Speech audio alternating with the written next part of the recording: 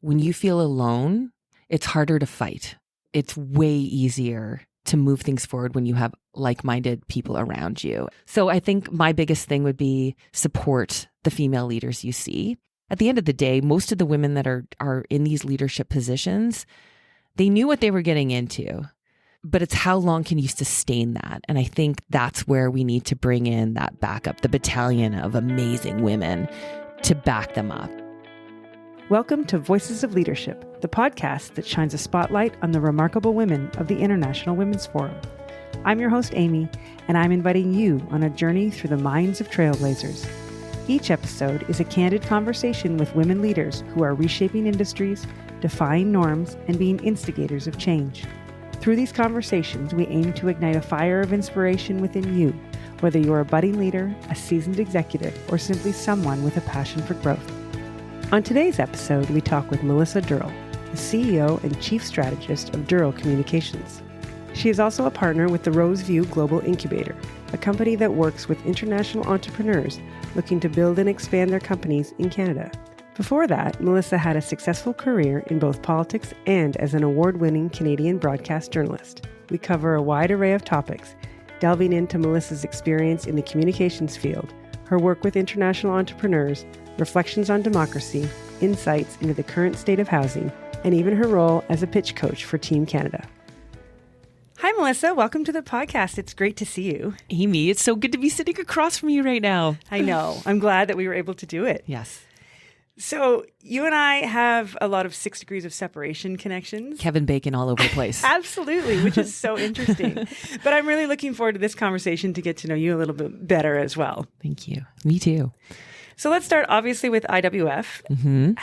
When and how did you hear about IWF? Well, I guess like many of us from Waterloo, I don't even know how to describe her. Sherry Shannon Vanstone. She's undescribable. Yes. She is a part of our tech sector. She's part of our leadership circles. She's an amazing mentor to me. So she, originally I was working with her on the board at WCT, Women Communication Technology. And I also get to work with her company, Profound Impact, which is incredible. So it was a really great surprise and honor to be asked to be part of IWF. And I'm really, really enjoying it. It's one of the things I look forward to the most when I get together on our dine-arounds or whatever with the other women. So yeah, I'm loving it. Thank you, Sherry. If you're listening, thank you, Sherry. I think she is. And you're not the first person to mention Sherry as a connector with IWF. Yeah, she is a networker. And I mean, you can ask her anybody. She knows them. Yes. Or she can find a person who does. It's amazing. I love her. Well, we all know how awesome Sherry is, but you yourself have had such a wonderfully varied career, from a broadcast journalist to politician to pitch coach, mentor, and investor. I doubt we can cover all of them in this episode, so you might have to come back. But what is one of the current projects you're working on right now, either with Durrell Communications or outside of it? Well, probably the most exciting thing I'm working on right now is I'm off to China in a couple of weeks. So I've been pitch coaching for about 10, 15 years. And it started from my journalist background, actually. So we had this amazing tech sector that was growing in Waterloo region. And I remember coming into Communitech and they were saying, we've got these brilliant engineers, mathematicians. At that point, I mean, this is like 10, 15 years ago, we were competing against New York, Silicon Valley. We were on an international global stage. And yet our entrepreneurs didn't have that same kind of cachet on a stage that we really wanted to have. So I sort of took that on as I'm going to become a pitch coach. So I learned everything that I could about it. And I've been pitch coaching now companies through the Accelerator Center, Mars, all across Canada. But one of the things that I got involved with through Benton Leong, who's a local angel investor, and he's a mentor of mine, he brought me into something called the Psy Innovation Organization. And they bring Canadian companies over to China for international competition, pitch competition. And they venture capitalists from all over the world. So 4 years ago, I pitch coached them, and Canada swept the podium. Just Wow. a little humble brag here for Canada, but we won gold, silver, bronze, and we also had some running up. And so this year, we've got 15 Canadian companies. They're amazing. And so this year, I've been invited along to Shenzhen, China. That's so exciting. To coach them. So I'm Team Canada's pitch coach, which is so fun. So I'm really looking forward to that. And all 15 companies are can definitely win gold. We're working on it right now. So hopefully I'll have really great news. There's a couple female founders in there, but it is dominantly male, as the tech sector is. Yes. But that's very exciting for you. And who knew there was an international pitch competition? I know. And I can't wait to see the other companies, simply because, I mean, I keep my eye on New York and Silicon Valley. And prior to what's happening right now in Israel, Tel Aviv had a really dynamic tech sector as well. I'm sure it still does, but we're not seeing the same pitching coming out of it. But what's going on in the pitch world, and how are companies changing their stories to attract attention? Because really 15 years ago, it was pretty, what's the problem? What's the solution? What's your market? Like that, it was pretty simple. Now you got to keep the investors' attention. So it's great storytelling, and that's what I love. So it's really, just how can you tell a story that entices somebody to write a check? And that's really what I do with all these companies now. So it's fun.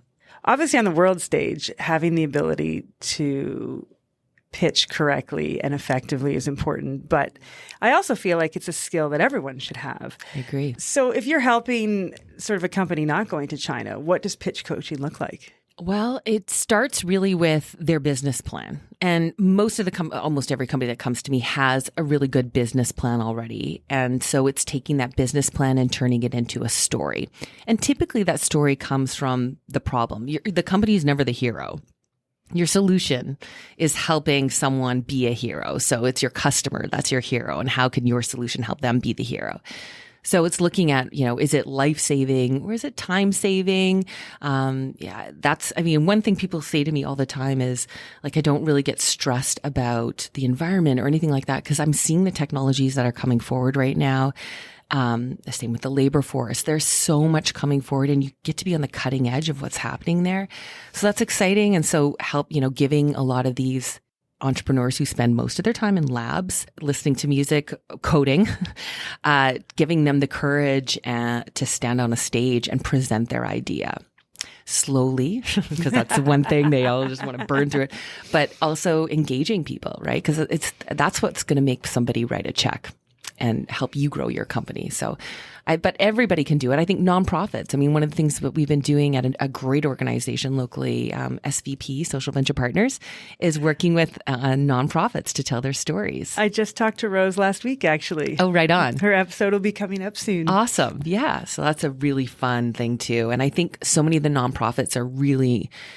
That's one of the things they don't spend a lot of time on is telling their stories. And they talk about the problem, and not how they can be a solution. And I think that that's one of the nice turning points we're seeing with Perfect Pitch. I'll back up Rose.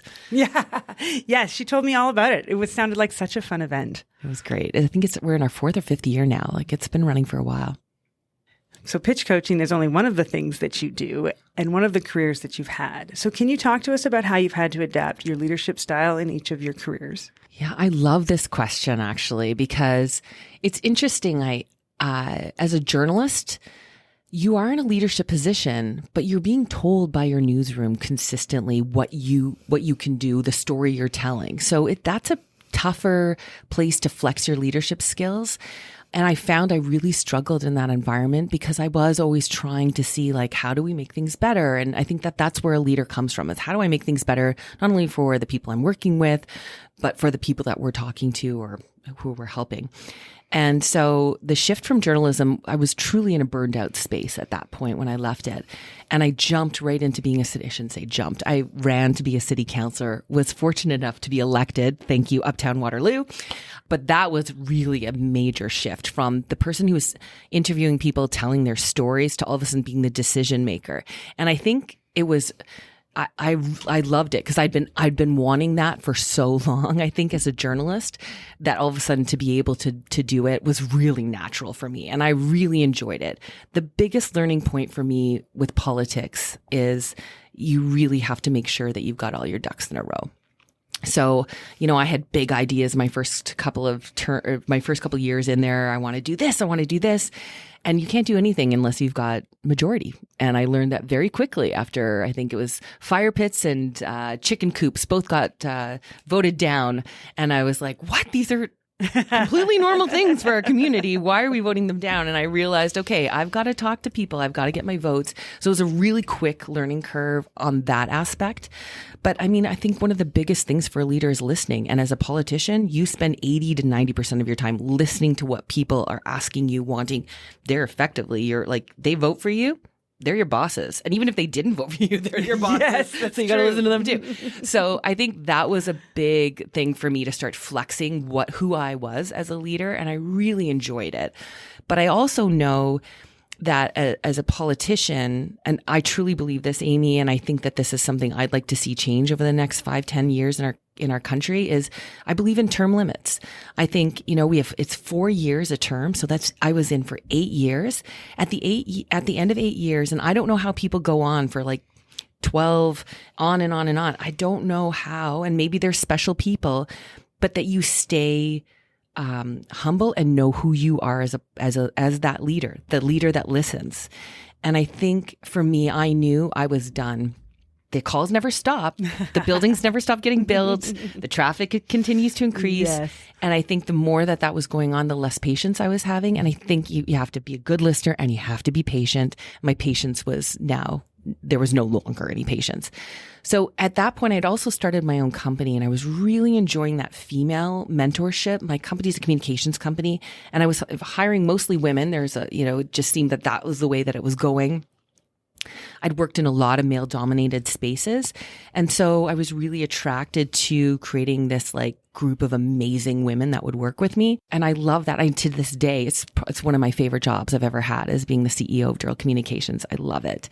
So I think, through each job, like they require different ways. I think a politician was the best MBA I could have ever gotten in the sense of like around leadership.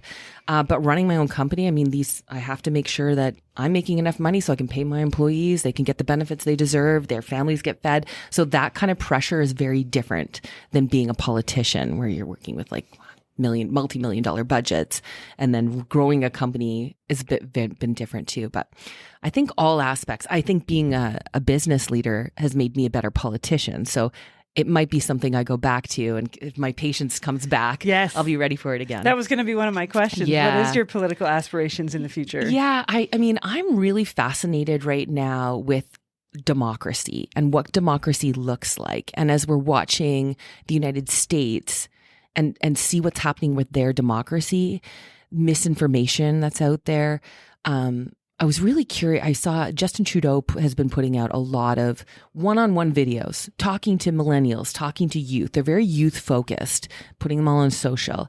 And the comments that are under his videos are unbelievable.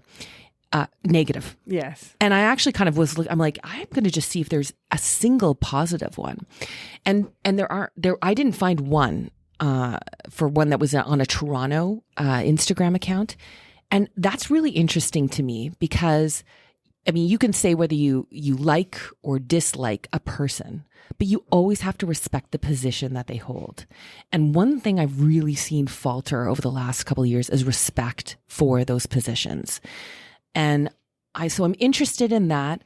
I don't know how you bring it back, but I do think as business leaders, we have an obligation to start to speak up. And I think it's easy as a business. One of the things when I left politics and just focused on my companies is I was like, okay, I'm out of politics now. But I think that's actually, and I think a lot of women do this. And men too, I think a lot of corporate leaders step back. And I actually think there's some really interesting things that are happening in America right now where corporate leaders are meeting and getting together and trying to break through some of the misinformations out there. And actually that's something that really appeals to me here in Canada, because whether you're conservative, a liberal, an NDP, a Green, whatever you are, we still need to run this country, and taking down our leaders to the extent that we are today is frightening. Why would you ever want to run?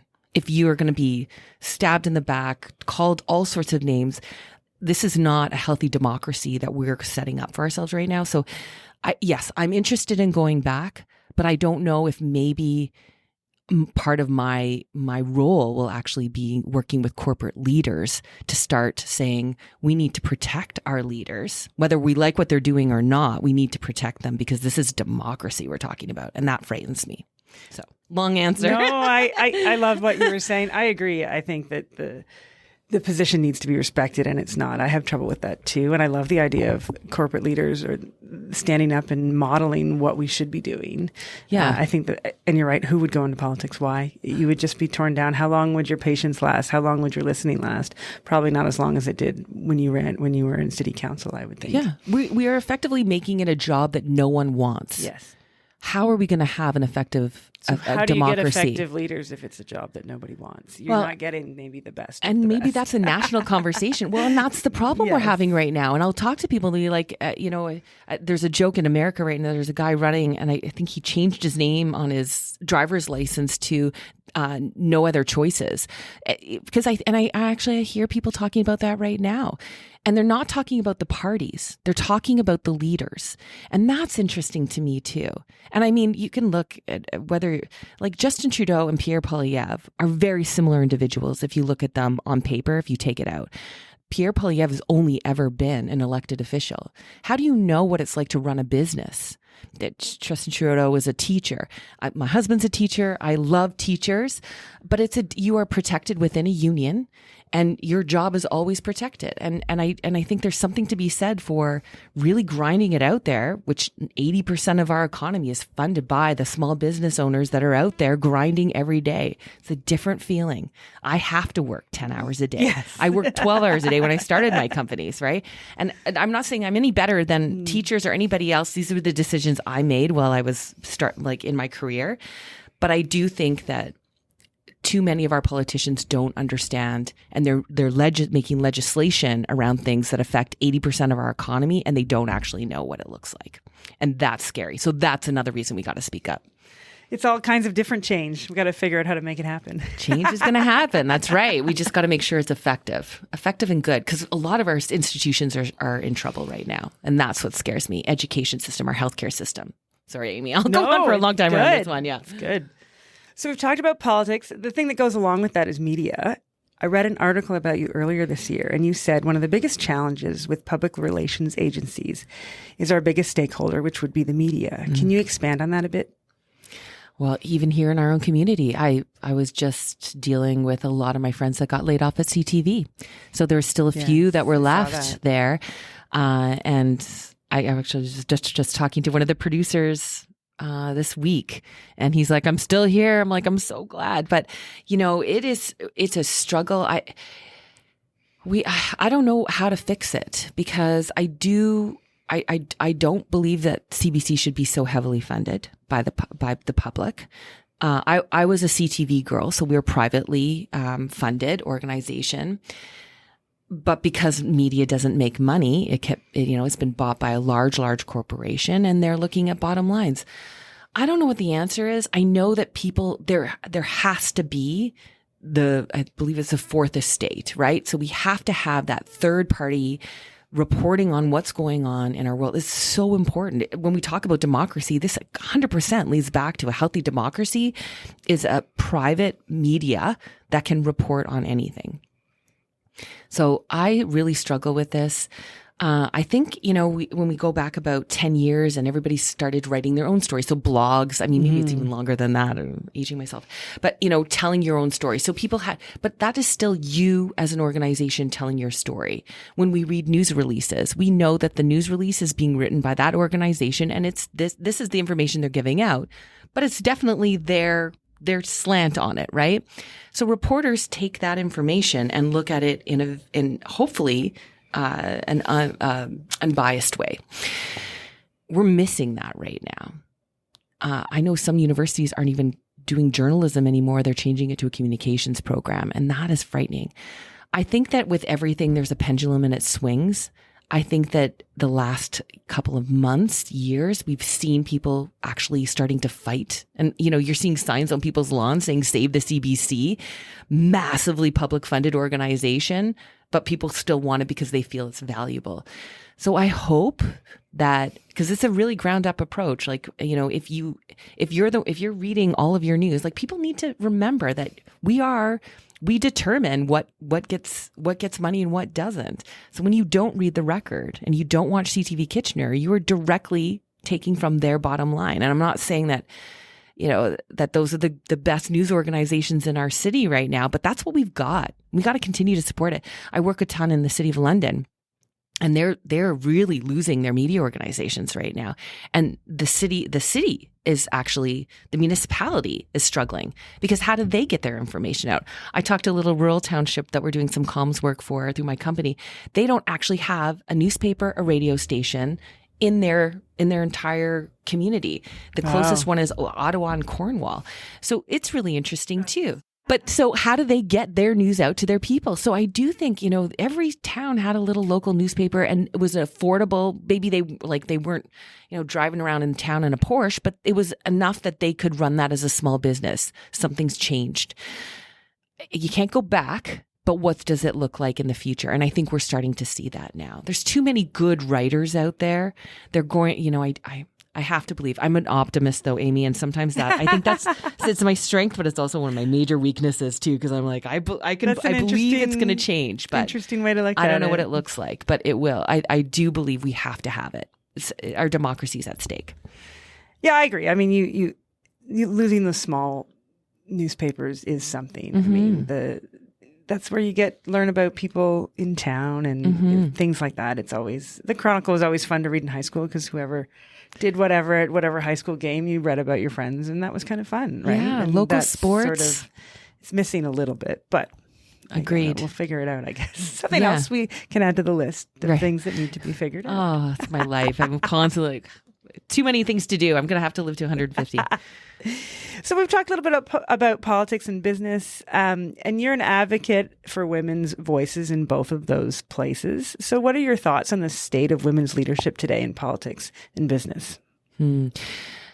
I mean, I'm really lucky, and I appreciate you saying that, but I everything I do with other women. I think that's the power of so many of the amazing organizations we have. As other women are stepping up, I just get to stand alongside them. So I appreciate the compliment, but definitely want to push it back to the other amazing women that I'm around. Now, I do think that things have fundamentally changed in the sense that we now talk about it. You know, 5, even 10 years ago, I could look around a room and I was the only woman in that room, and I had to be quiet about it. Now I feel like we actually I do call it out. If I'm on a board, or if I'm in one of my companies, I'm in a hiring situation, and we need more women around this table. We need more diversity around the table. So I think that has changed, that we can call it out, and all of the work that's being done around diversity, equity, and inclusion allows us those voices to be able to call it out. That said, I run a women's campaign school with several other women in this community, and it's getting harder and harder to convince women to run. So what that is and I think that has to do with the misinformation and not wanting to get attacked. And, you know, many of us, like I have children. It was one of the reasons why I left politics is I didn't want my children to be affected by the decisions I made at City Hall and then be called out on it. It was when I was a young girl and my father was in politics. I dealt with that on a regular basis. So I knew I didn't want my kids to deal with that. So what has leadership changed? Is that the question? How has leadership changed? Well, what's the state of it? And I guess what do you want to see going forward? Where are the holes? What do we need to do next? Well, I think organizations like IWF are incredible, because when you feel alone, I think you have less, it's harder to fight. It's way easier to move things forward when you have like-minded people around you. And I think what I love about IWF is every time I go and I sit around a table with women, we all have we're all going through the same things, or we've dealt with same things, or so somebody can mentor me through what I'm going through. I love to be in a room full of women because we can be so honest about the sexism that we deal with on a regular basis and the inequality. That's not something, I don't know if that happened in the past, but it's definitely something that I try to bring to a table so we can talk about it, so we can be there for each other. but I'll admit, like, I still feel so siloed so much of my life because, I think you just kind of put your head down and you keep working. So I think organizations like this help. It's helped me. So I'm assuming it's helping a lot of other female leaders. I think the biggest hole is we need to find each other because we burn out way quicker. If I had more female mentors around me when I was in politics, maybe I would have stayed in it in a different role because I do believe in term limits. So maybe I'd go on to run for mayor or something else. Now that I'm out, it's really hard to get back in because boy, is that a lot of work. It is a lot of work. So I think my biggest thing would be support the female leaders you see. And if you are a female leader, ask for support too. It's okay. And we know it. Like as soon as you ask for it, I'm like, oh, I hear you. So I think that's what I'd like to see. Because at the end of the day, most of the women that are in these leadership positions, they knew what they were getting into. But it's how long can you sustain that? And I think that's where we need to bring in that backup, the battalion of amazing women to back them up. And that's what I see. And that's why I'm in IWF and WCT and mentorship and those kinds of things, because I felt so lonely going through it in my early 20s and 30s. So now at this age, whatever I can give back, I want to be able to give back. So mentorship is huge. Sherry is like really, truly one of the women that made me see that in a different way, because that's really one of the things. So when we talk about mentorship, it's so important. I agree. So let's talk a little bit about mentorship. We know that it's important, and you've talked a little bit about how Sherry's been a mentor to you. Can you talk to us about some of your experiences as a mentor or as a mentee? Well, I truly am inspired by some incredible women in our community. And, some of them are friends. Like I think about Catherine Fife, Karen Coviello. Like we were all started in politics. They were a little bit earlier than I was, but I was a journalist. So I had a different relationship with them because I'm putting a mic in their faces when they first met me. So we've all sort of kind of come up the ranks together. Bardish is in that group as well. There's a lot. I mean, I shouldn't start saying names because then you miss them. So I apologize. I'm just going to stop there and say many, et al. Yeah. Right now, right? Which is very nice to see. I mean, looking up at Elizabeth Whitmer and Karen Redmond, like there's so many great women. So I think I think when I look as a mentee, some of them did not even know they mentored me, but I was watching them and understanding them. And that's one of the things I often say to young women they're so hungry to be leaders and they're not ready yet, but watch other female leaders and see what they do and then start to try to do it yourself.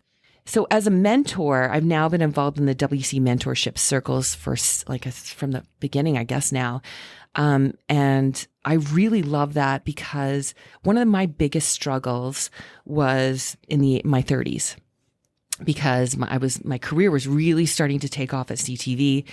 But then you're at that point where if I'm going to have kids, I have to actually have them, because I'm like looking down the barrel of 40 and I'm already in a geriatric pregnancy or whatever they call it. They freak you out, right? Such a horrible term. It's terrible. But so I think that was the hardest part of my career, was having kids and then coming back, because you're a different person when you come back from pregnancy, whether you want to be or not. You are a different human. And so trying to figure out who Melissa Durrell was again. Melissa Durrell was always a career woman. Now I'm Melissa Durrell and I'm a mother and a career woman. And that was really hard for me. So I'm passionate about working with women in that age group because it was such a major struggle for me. So, just even like confidence is so huge. We don't feel the same way. Our bodies have changed no matter how hard you try. And some women are incredible, but like it does take a lot. I swear to God, I still joke about baby weight and my boy is 15 years old. So, so I do think there's that is to me one of it's one of the things I enjoy the most that I get to do in my life is have my mentees, because they remind me of that time, and hopefully I can give them good advice. And they're incredible women too. I'm just lucky to be a part of their lives. That's how I feel. Yeah. And they all come back. Like it's so great. IWD, I get to see everybody again for certain events. So that's wonderful. I agree with the 30s comment. It is a difficult time where you have a lot going on. And I don't know what you think about if we miss that mentorship window for women in their 30s, we probably are missing out on exceptional leaders when they get to their 40s and 50s, I think. It was actually a panel I went to, and that one of the questions was, how do we get more women? And they said it's that moment between 30 and 40 is when we see women drop out. Men don't and women do. So why are women not at that corporate table? Because in between 30 and 40, while the men are still going up, the women aren't. I'm using my hands right now for everybody who's listening on this podcast. Give me a whiteboard. I will just whiteboard it out for everybody, for the listeners there. And that has stuck with me so much, because that's when my career blew up on me. Is I had 2 kids. I was exhausted. I was, working 8, 9, 10 hours a day on television. So it's not even like I could put a pair of Lululemon pants on and a ponytail. I had to be makeup ready at noon and 6 o'clock every day. And I was just done. And so I think, I look back at that time, and I was really lucky. When we talk about mentors, my father has been a massive mentor in my life. And that was really when I started to steer into business, and he had that advice for me as well. And so I was able to, start a company, get past that 5-year ouch mark, and then continue to grow it. And now it's 13 years old. So congratulations. Yes, thank you. I feel really proud about that, actually. You should be. Yeah, what's next then for the company? For the company? Well, I've got an amazing team right now. I say that every time people are like, how's your team? I'm like, they're amazing. I love all my girls. Really, Amy, honestly, it's kind of taking myself a little bit more out of the company.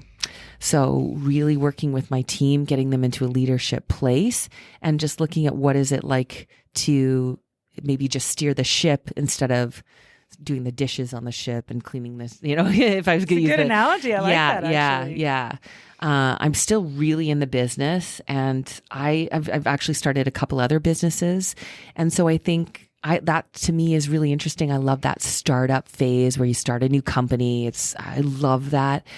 So I think that might be like my 50s are going to be about, pulling myself back from the companies I'm really in, enabling and empowering my employees to be the ones to run it. And then maybe, work. I do love angel investing. Can you tell us about some of the other companies you're involved with? Well, so RGI is my other company, Roseview Global Incubator. And so we are designated through the IRCC. That's jargon, immigration, refugees. So it's the immigration arm of Canada. So they have a program called Startup Visa. We joke it's SUV, Startup Visa. You'll like that, Schluter. I will. And the really cool thing about it is if you've got a really great business idea, you can come to Canada and bring your business here. So you don't have to wait in sort of the traditional immigration lines. You can come straight in with your company into Canada.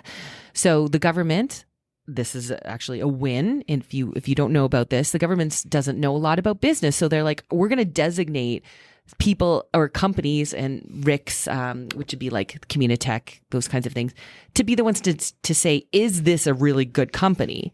And then we'll bring it in. So I work with 2 other former angel investors that I met through G10, which is the angel group here locally. And so we started this company. So we've had, we've got to be close to 100 companies we brought into Canada so far. And they're amazing companies doing great things.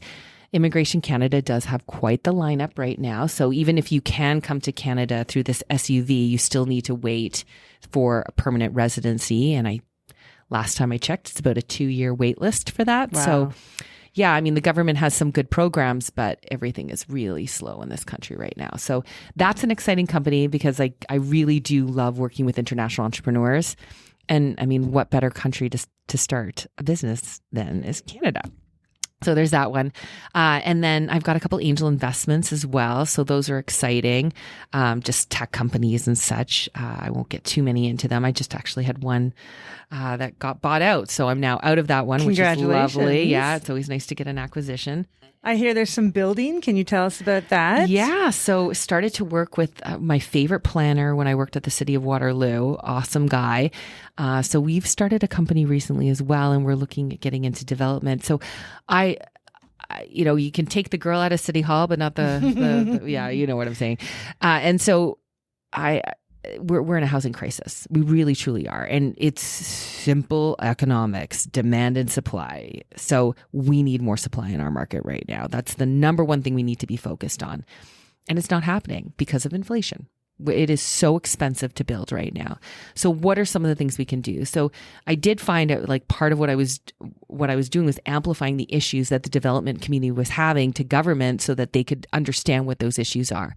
I mean, we have been bogged down in legislation to make housing faster. Have you seen housing go faster? No. Right. So what's the problem here?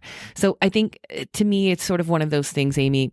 If you can't fix it, just try to do it and see, like maybe that's it. So yeah, that's one of the things I'm starting to look at is coming in on the development side. Congrats. That's a big shift, I think, for you. I mean, yeah. I guess it goes with all of your career. You go from one thing to the next, but getting into development is a whole different lots learning more curve, risk, right? Yeah, I think my husband is a little nervous about it because it has a lot of risk associated with it. But I do think. As a journalist, you learn. I always say journalists make the best cocktail party people because we know a little bit about everything. Mm-hmm. This I have to get in depth on, and so it's been a huge learning curve. And I'm nowhere near to shovels in the ground yet, but I hope in the next 12 months I will be. Good for you. Well, we can't wait to see what happens with that. Thank you. Yeah. It's like there's so many male-dominated industries. We need some females in there. You keep picking them. I know. Good for you. What is wrong with me? It's because that's where you make that's the power spaces. You got to get it. That we need more women in. And if it takes one, we can bring more. I think Open the door up. The male-dominated industry is similar to politics. It requires patience, and you run out, and you need to take a break, and maybe we can come back to it. Right? So true. Yeah, Yes, I do. So, in general, what do you think is next for women in leadership? More women in leadership. Easy question, Amy. I think we have a lot of amazing women. Like we're Gen X. We're the ones running right now most of the corporate companies. We've got a couple of the late boomers still hanging on. But I think this is the best power position our generation is going to be in.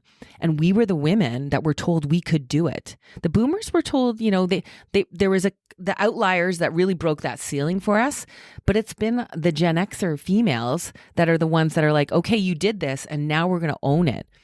We still have a heck of a way to go. We still, get paid. I think it's 80 cents for every dollar a man makes. It doesn't take long to look at corporate boards to know that they're still very male dominated. Most CEOs are men. Most CAOs are men. So yes, we've got work to do, but we're closer. So it's this next generation, and they actually make me a little bit nervous. I'm not going to lie, because they're a little bit more entitled than we were. Like we still had that fight, the Gen X, where we fought. Like I literally sometimes will come home at night and be like, I'm so tired of fighting. Have you ever felt that way too? Yes. I wonder how many women you interview that those quiet moments where we say like, why are we doing this? It's exhausting. And I think this next gen coming up behind us, they didn't have it the same way. They've been told that, when you look at universities, MBA programs, engineering programs, you're starting to see law programs. It's 50-50. Yes. Doctors, 50-50. So we're seeing it, and they're being academically, they're being educated at a way we never were. So, even still, like journalism, I was still one of it wasn't 50-50 females at that point. And I ended up in sports podcasting. So there was like 4 of us. Yes. Across the country. Maybe. Right, yeah. So I think I want to see the millennials, the Gen Zs, whatever we're calling them, but they need to earn it. And that's the one thing that frightens me about them is they're asking and they're entitled. And I worry that that's going to be an issue for us as we try to see equality and ask for equity. That said, I think diversity is really important as well. And that is something I think we're really starting to see. I mean, with our immigration, it's just happening naturally. But I want those millennials to know that they are going to be amazing leaders, but they need to work for it. They can't just take it. Like, you can't be 22 and asking to be a manager. That's ridiculous. That happens to me on the regular. Really? Oh yeah. That's so interesting. Yeah. And I think that's the thing that makes me nervous is yeah, I don't know what that's going to look like on this generation. But I think Gen X, we got to continue to fight. And I hope those millennials will back us up. Well, thank you. All of your stories and all of your advice and all of your insight was very helpful and very inspiring. Thank you for being here. It was great. Thank you for listening today. If you enjoyed this episode, please take a moment to rate and subscribe to our podcast. When you do this, it raises our podcast profile so more leaders can find us and be inspired by the stories our Voices of Leadership have to share. If you would like to connect with us, please visit the Voices of Leadership website. It can be found in our show notes.